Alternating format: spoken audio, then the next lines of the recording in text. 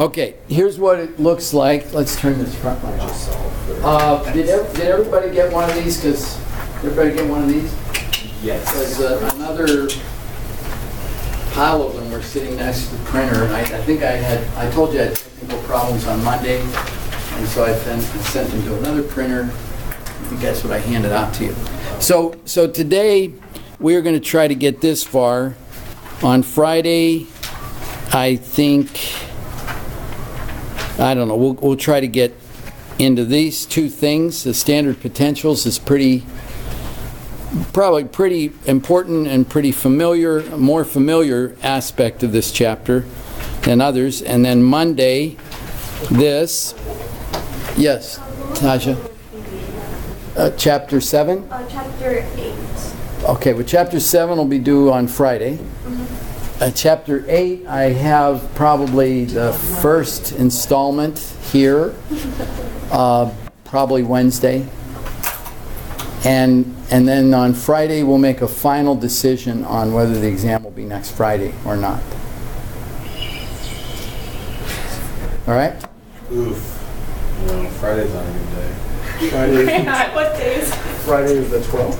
Yeah. You want to study for it over the weekend?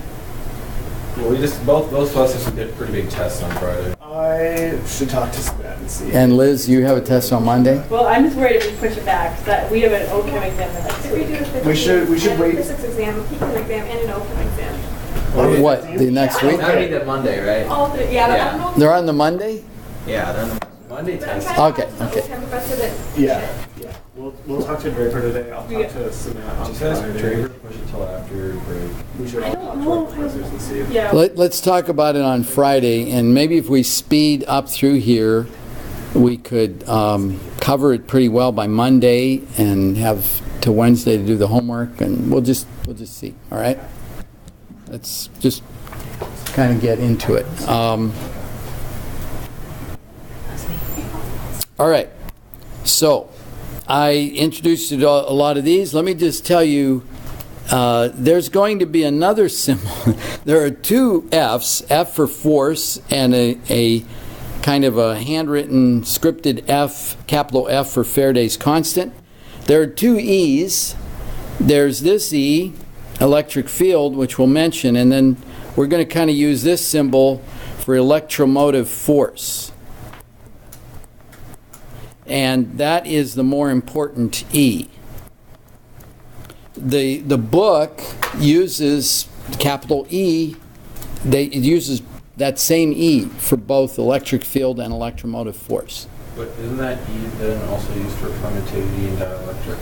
Well, this epsilon, this is kind of a this kind of capital E in the Arabic system. This is kind of a normal epsilon in Greek. What are the difference between the one that's up there and the one that you wrote? This one and that one? Yeah. Not, it doesn't have a knot after it, for one. Okay, so when you see that, and you can only see it a couple times, it's the permittivity of free space. And you see that, epsilon sub r is dielectric constant. So these are just completely different concept right here. Okay? There's no relationship that I know of between this and this. And there's probably some relationship between this and this. But this is a field, this is a force.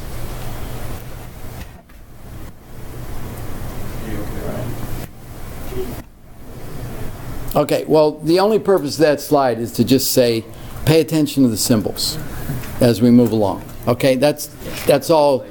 It's not really... Curved, it's a force. Yeah. So, all right. So here's some of the key equations, and not all of them. There's some others. And yes. If you go back to the other page, back to the Faraday's constant, so the 96,485, that's the charge in coulombs per mole of electrons. Yeah. So is it then the 1.602 times 10 to the 19 times 6.022 times 10 to the 23rd? Yes. Yes. Okay. So that's what was bothering Ryan. Yeah, good. Yeah. It's that times that. Okay. You just sign here. Good. We got the buddings of a good editor, someone who can read through and find all the errors. Was Okay. it from the book? And I wonder. See, the book is... I don't think so. That'd be really funny if it was. Yay! That'd be really bad. I didn't slice it out of the book. No. Oh, okay. Honestly, we should have went with that because we got done this book. That would have been we would have done so well. Yeah, it's Thank on. God that this part's really- Yeah, it's on page 210 correctly. I think what I had here, coulombs per mole, and I think I just put a division in there. Tricky one. Okay. Oh, because even before that there's a dot, so clearly it's multiplication. Yeah. Yeah, right there. I was wondering how Ryan knew that. I was like, did he just know that? No, I was He honestly. he saw the one before. Oh, Because I yeah, remember yeah. Faraday's constant from Physics. physics too, and so I was just like looking at that and. And what I mentioned, is if you multiply this times this, you get a number a little bit off from this, 5 or 6 5 or 6 off of that. But that's the number we should use, is Faraday's constant. Okay, let's dip into how do we get to equation 8.3, and we mentioned this on Monday. Now we're talking about the force between two charged spheres, or two charged particles, inversely proportional to the distance between them, the square of the distance between them, and directly proportional to the size of the charge. So these Q1s and Q2s are actually the magnitude of these charges. Magnitude of charge 1 times magnitude of charge 2 divided by the square of the distance between them. This is basically expressing Coulombs Law, and what you will see, and probably in physics, you remember an equation like this.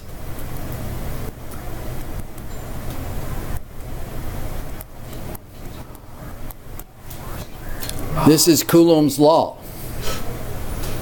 This is probably the most common way you'll see it.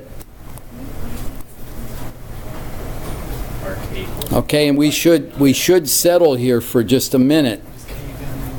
What is K? K is going to equal 1 over 4 pi epsilon naught. Like 8.99. So, yeah, this is Coulomb's constant here. And so really, when you see it this way, it kind of glances over the fact that this is that. This thing is K. And intuitively, I tried to think about why is this introduced in here.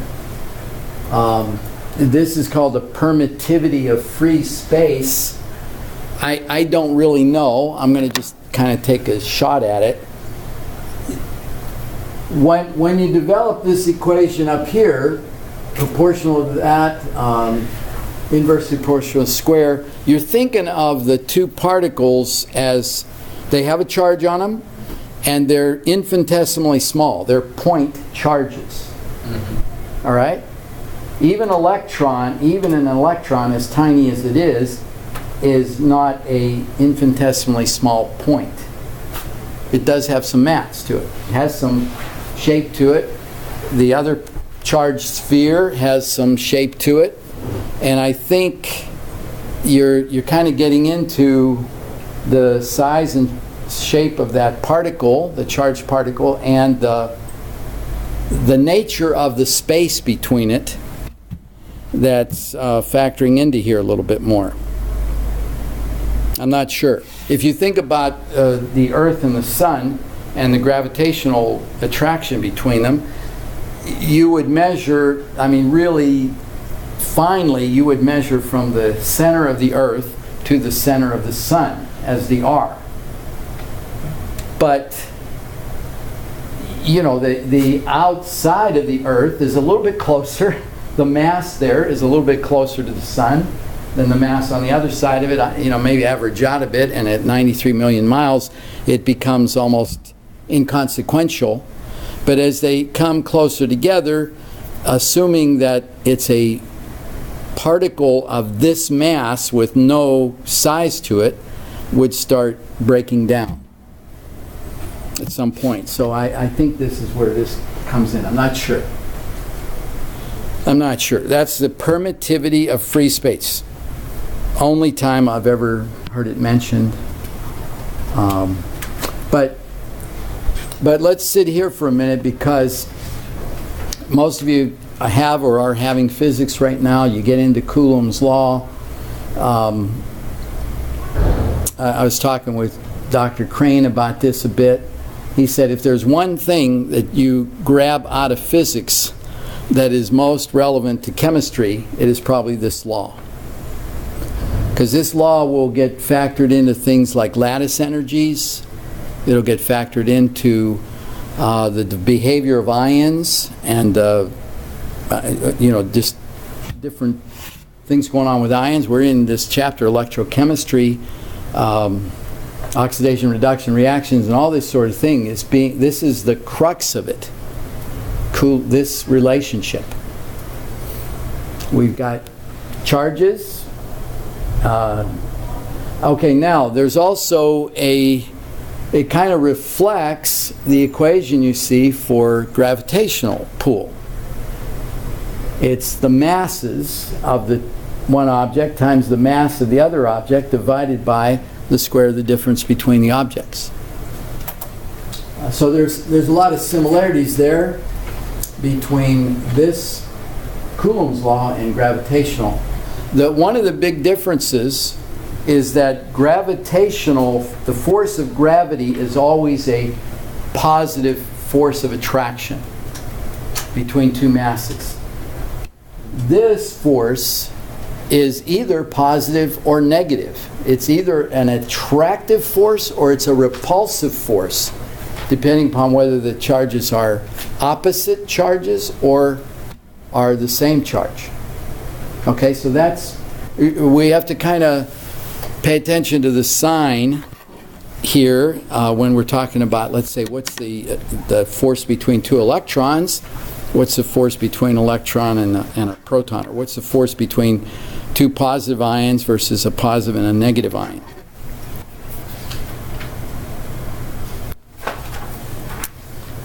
Okay, so that's epsilon naught is the permittivity of free space.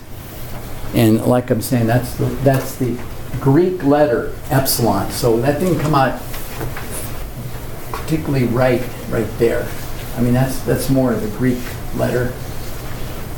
So don't get that confused with electromotive force later. Although I'll probably write it a whole lot like that. Okay. And then, calculate the force between charges in the following cases. You've got a positive 1.6 and a positive 3.3, and the distance. I don't know if K equals off the top of their heads, so. 8.99 times 10 to the 9. Do you need that right now? It's just easier. than So, plugging you it know, in. 1 over 4 pi E naught, because then you have to worry about a ton of parentheses. And Oh, okay, gotcha.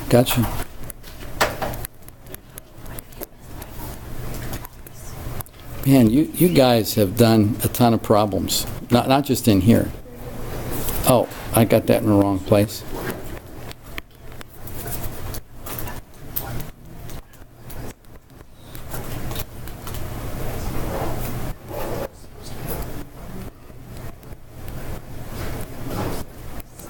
And what is K? 8.99 times That's not force. K is. He right. So. Yeah, Wait, is that K? K. Here, K. Oh, okay. Oh, I see. I thought Times 10 to the I what? thought you were asking for the final answer. Okay. No. Oh, Ryan, before you run away, have you gotten a textbook? I have just the online one. You have the online textbook? Yeah. Well, why don't you go online and see how cheap it would be to get a textbook? To get a hard copy of it? Yeah, just see. Because I hate to say this out loud, because once I do, it's probably the cat's out of the bag. But if all of you had a book, I might ponder an open book exam. If you all had that copy of that book. And you might be able to get one for... I got mine plus $20. Or I could just copy in the copy. Or I could just print it out. The entire- Because I Trees, you have to I do have with the trees. I have the PDF. It's good. Well, talk to me. It's a hard book. Talk to me, and I'll see if I can at least loan you one for the exam. Okay? And then just get pretty familiar with what's there on the online copy. Yeah, my advisor had to reschedule our advising appointment. Okay. That was last Okay, that's fine. K is 8.99 times 10 to the what? 9. And what's the units on K? It's coulombs. No. What is it? Because you're multiplying by it, so it's over coulomb squared. It's meter squared over coulomb squared. Newton meters squared, right? Is it Newton meters squared? Yeah, Newton meters. Force. Newton per meter squared is Over C, or Coulomb squared. Because we're calculating force, right? Yeah. So I just was looking at this in a physics textbook, but I didn't drag it over here with me. Newton m Yeah. squared over c squared. you Yeah. should cancel everything else. Oh, they already solved it for us. What is it? Newton? Times meter, Meters squared. over Coulomb squared. Yeah.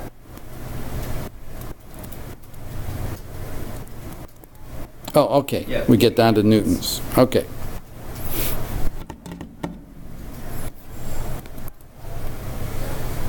So if it's an open book test, does that mean the tests are going to be harder, or is it? Yeah, if it's gonna be harder, I'd rather have no open book. Yeah. Why are you guys, hold on, we are in class right now. By any chance, is it times 10 to the 8th instead of the 9th? I got 9. Because the answer I got is off by power of 10. Oh, 4.7 times 10 to the minus ninth We have, newtons. we're all good now. Okay? Okay. Let's not, we don't belabor that one. That's pretty straightforward. But yeah, we have distilled it back down to this. Yeah, and I like that better. I don't know why our author didn't at least show us that equation. I think in like more further physics, you start K or epsilon naught becomes more prevalent. Like it's easier to use. Like K is not very helpful in later physics equations, but like for this one, it's really easy. Okay, and here it's worth noting here, and it probably wouldn't. It would be useful to actually, like we do with delta G. Delta G, if delta G is negative, you put negative. If delta G is positive, you actually write positive to emphasize that. If it is the same sign on the two charged particles, the force of repulsion is positive. The force of attraction is negative. So when it's going to come out as a negative force of attraction, this force will be negative. We won't do that second part. That's an example. That's example 8.1 in the textbook. So angstroms are just 10 to the negative 10 meters. Is that correct? I'm just looking at the next problem. It's 10 to the negative 8th, did you say? 10 to the negative 10. They're smaller than nanometer, that's... So it's just one small as a nanometer? I guess. Like a... I thought they were like... Dominic? Offhand, we'll have to look it up. I'm surprised it's not in the front page. Well, they have it in the equation. I did that. Like, so that equation that you have up right now, they said that the distance is 5.83 angstroms, and in the equation it says 5.83 times 10 to the negative 10th meters. So, I mean, I just thought there was a more confusing conversion between angstroms and meters, but it might just be that. No, I think it is the straight power 10. It's just the power. Yeah, I think it is. That's Yeah. smart that somebody set it up that way. Okay. So equations 8.2 and 8.3 involve the force due to electrical charges in a vacuum. If you start looking at it in something other than a vacuum, in some other medium, then you have to take into consideration this aspect of the medium. It's dielectric constant. And this is a constant that is relative. I don't think our chapter has a table of dielectric constants of various materials, but you could look that up. It's going to vary with the material. Water will have a different dielectric constant than hexane will. So that is going to have an influence in here. And then you work on into looking at an electric field, the electric field of a charge. So we're looking around at, you got these two charged particles. Now we're focusing on one of them and saying, what is the electric field around that particle? And it's basically defined as the force between the two charged particles divided by the magnitude of the charge of the one particle. That would be the electric field around particle 1. And from that equation, if you got that, and you took Q1 over here, you'd have F divided by Q1 is equal to Q2 over that whole thing there. And we're shifting back now to a vacuum. Okay, so we're just kind of saying, okay, in a vacuum, this is what that electric field would look like. So we're distilling out that dielectric constant. Now, the book, okay, here's where I kind of cut off. I didn't include all this stuff, so let's take a look at how it goes on from there. So now the author points out that the electric field is a vector. If you talk about a field around something, it's projected out in all kinds of directions. So you'd take the absolute value of that electric field and you develop and they define it as this electric potential, and that is negative the partial of this potential divided by the distance, the different partial of the distance between it. That's this electric potential. And so that's the equation Q2 over 4 pi r. Like for the whatever this O with the line through it is, like right below. I don't know the C. That's where we're going. Oh, okay. That's where we're going with this. So if you just kind of work down through it, the negative of this equals the negative of this times dr equals d phi, the electric potential. And if you integrate both sides of this, you can end up with the integral of the electric potential relative to r is, there's no r in this, so the electric potential is equal to the negative the integral of E times dr. And you move on down from there and you pull some of the constants out of behind the integration.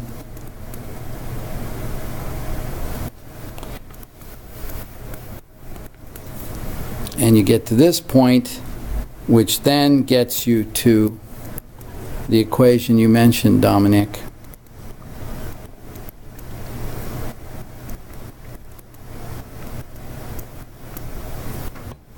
You get down to this point. So the electric potential is the charge on our particle 2 divided by 4 pi epsilon naught r.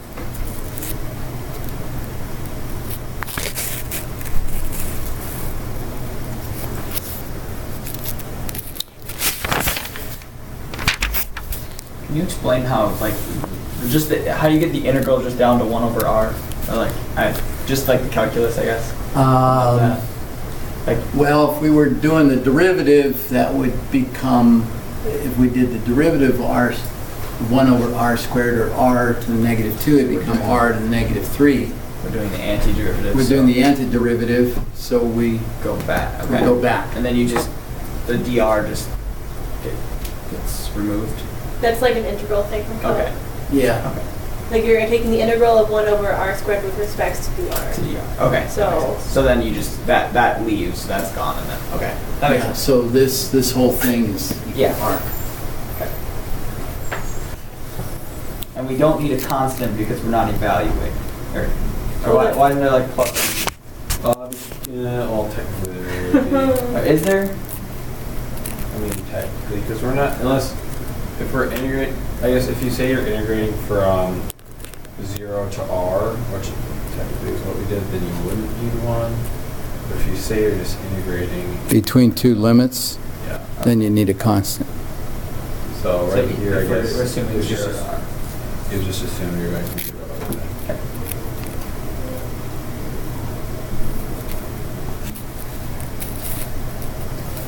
Okay, so we get to then this equation, 8.6.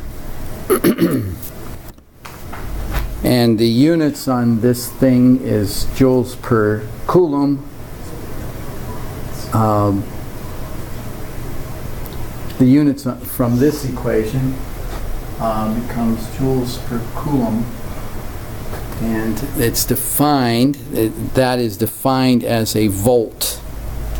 I kind of like this. I'm half Italian, so this was an Italian physicist. I'm half Scotch, so I've been paying attention to the Scottish and the Italian. And my grandson is just trying to do a little report on St. Patrick. And what's interesting about that, what country do you relate St. Patrick to? Ireland. Where's he from? Scotland. It was not called Scotland. He was from a part of Roman Britannia back in about the 4th century, and he got captured by Irish pirates and taken prisoner and dragged over to Ireland. As a 16-year-old young, a 16-year-old boy, he got transferred there. Well, anyway, we're getting off track. Definitely getting off track. Yeah, well, this is really kind of interesting because he was there for 6 years and he escaped. Got on a British ship, got back to England, and got fired up for the Lord. And he said, "I'm going back and saving those people." He went back to Ireland. And there is actually a book. There is actually a book where the author of the book presents the thesis that St. Patrick really preserved Western civilization to an extent, because apparently the barbarians came across Europe and just burned and trashed everything except the library in Ireland. And St. Patrick had a whole lot to do with Christianizing Ireland, and that's where a lot of Western culture and literature and all that sort of stuff survived. A lot of the barbarian things. So it's really kind of fascinating little story. Google St. Patrick, the story of St. Patrick, Ligonier Ministries, so it's actually an evangelical Christian organization that writes this little thing about him, about St. Patrick. All right, well, let's go on from there. I wanted to try to get to one other equation that we will then start using on Friday. Energy and work. And so we go back to this from electric potential. We're going to get into chemical potentials here, and the author, where did that equation come in? This UIL.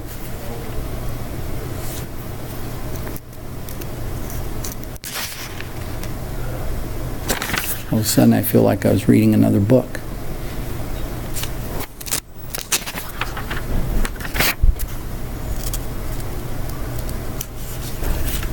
So it's just like the potential. Okay, 813. Yeah. Or electricity, or like. Yeah, so let's look at, here's where we're going, but how do we get there? He defines this electrical work and makes the point that earlier on we talked about pressure volume work. We put a lot of emphasis on pressure volume work. Negative P times delta V was kind of the work in as we looked at the internal energy. But there are many different kinds of work, non-PV work. And so he mentions a bunch of other kinds. The most important one right now is electrical work. There's surface tension, gravitational mass kind of work, centrifugal mass, and other kinds of work. Pressure volume work is not the only kind of work. And so now in electrochemistry we define electrical work as the electrical potential times the change in the magnitude of the charge.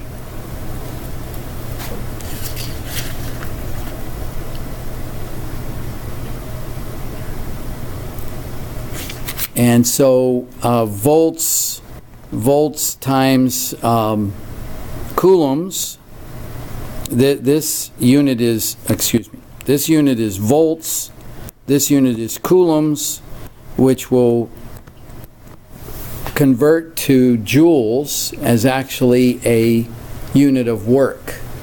Think about, we think about PV work, we end up with a unit like liter atmospheres, and that's actually an energy unit, liter atmospheres. You can convert liter atmospheres into joules. Well, you can convert volt coulombs into joules.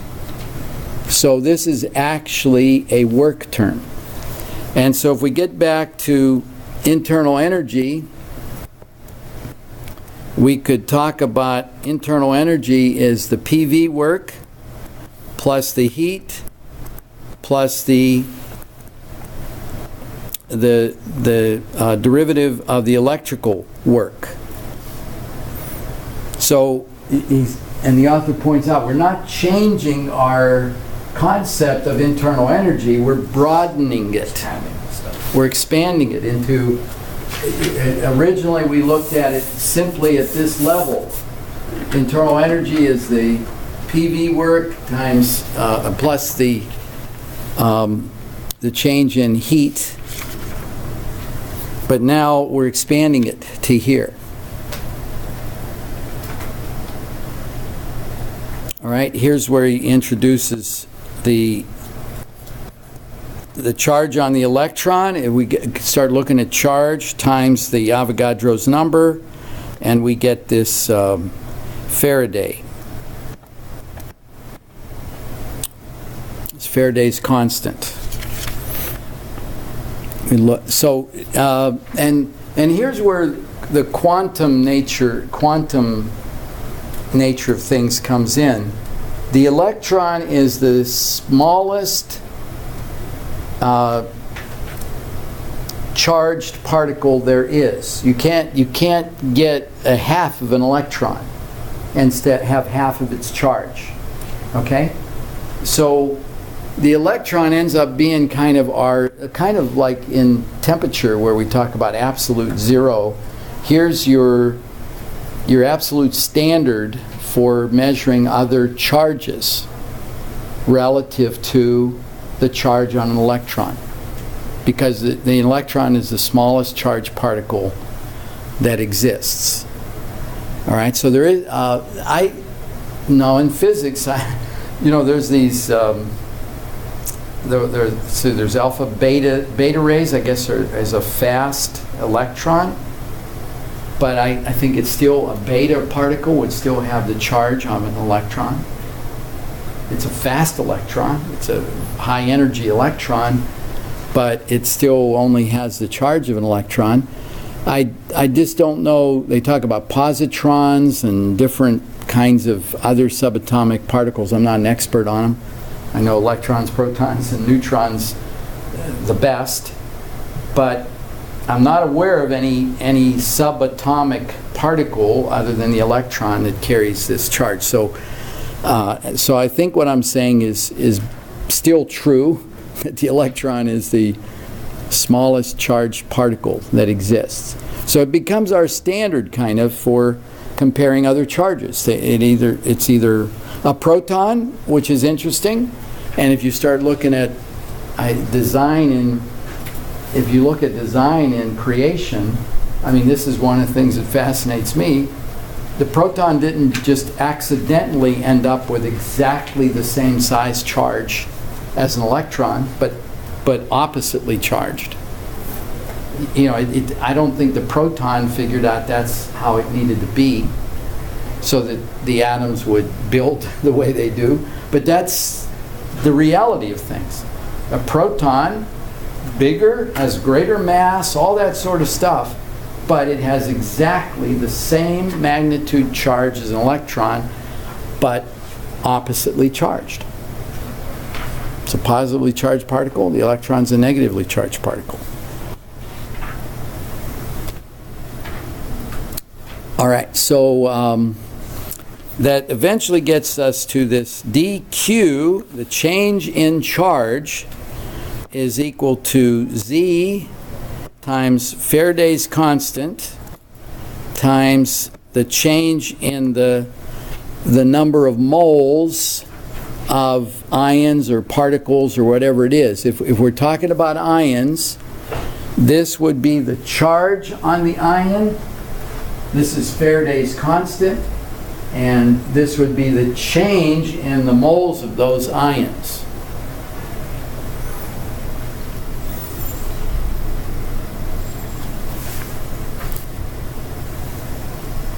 All right, so that gets us to back to the electrical work. Change in work is phi times Z times Faraday's constant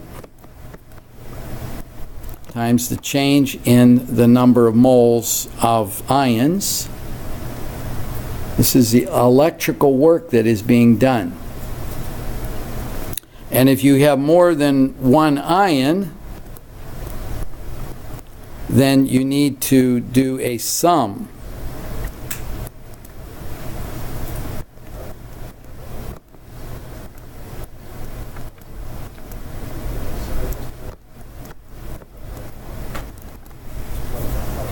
You have to sum this.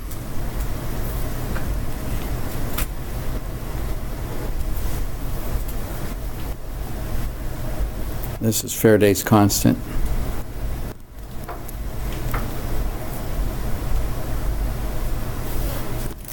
All right, there is a lot of, it gets into the change in the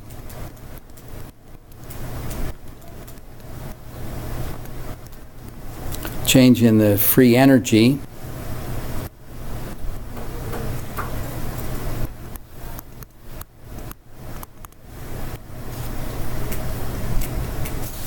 All right, you can see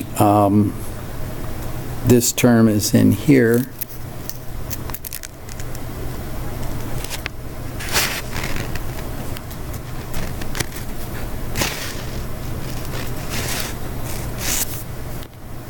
Okay, this is what we originally looked at a while ago.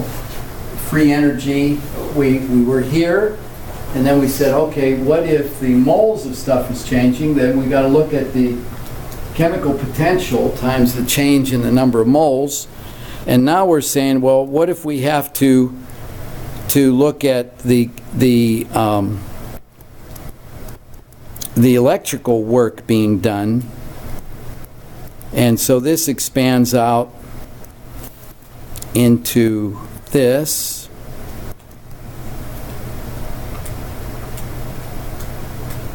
This is a plus. Plus we have to bring in this term up here, this work term.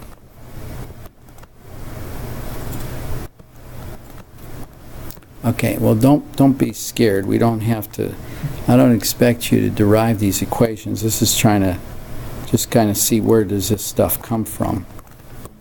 All right, I'm going to skip down to where he defines a new term. This mu I, this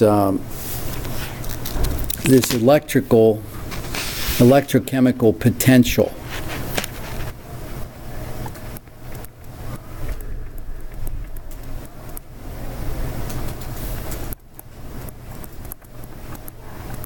All right, not just the chemical potential,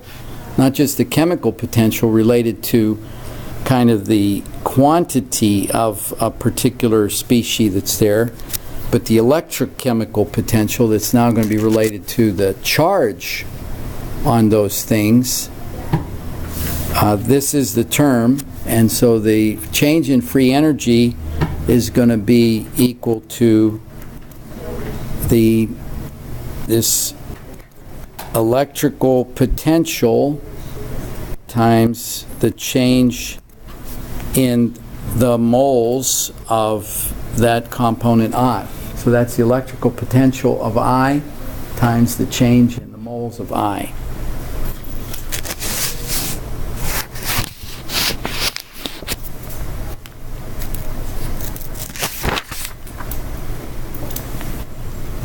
Okay, I wanted to try to get to here.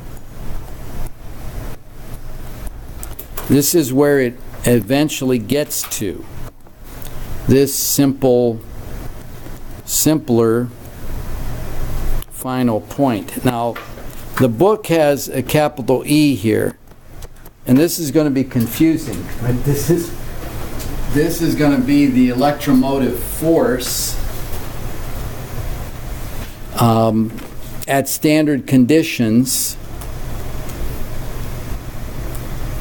And I think a lot of the other PChem books would use a kind of a scripted capital E for electromotive force, where our author uses just a capital E. I don't know, maybe I should stick with that here, since the electric field we have just already skimmed over and we're probably not coming back to. I don't know if that would be any easier for you. But this E is the electromotive force. So on Friday we'll quickly move from here to here and then use that for a couple calculations and then get into standard potentials. Okay, so that's where we're going. So all of that, there's about 3 pages of derivation to get us from where we started down to this right here, change in free energy. So pay attention as you read page 211 and 212. Pay attention to the convention on spontaneity regarding this delta G of reaction here. So that is this delta G, I'll probably understand this better when I read it too, but like, is it just due to electrical effects, I guess? Like, is this change in free energy only due to electrical effects? Yeah, I think so. Yeah. Like, so if you really wanted the delta G of this reaction, that this would not be it, or would this? Do you know what I'm saying? Like, Yeah. Yeah, you're taking, this is going to be at standard temperature and pressure, and so yeah, you're just kind of looking at the impact on free energy from an electrical electricity. And if point we wanted to point of put view. these together, we would have to have multiple expressions for delta G. Right. If we use, if it was different components. Yeah. We're going to be keying in on charged particles, particles that are neutral and become charged particles that are charged and become less charged or become neutral. So yeah, we're going to be focusing in on just the charges. All right. So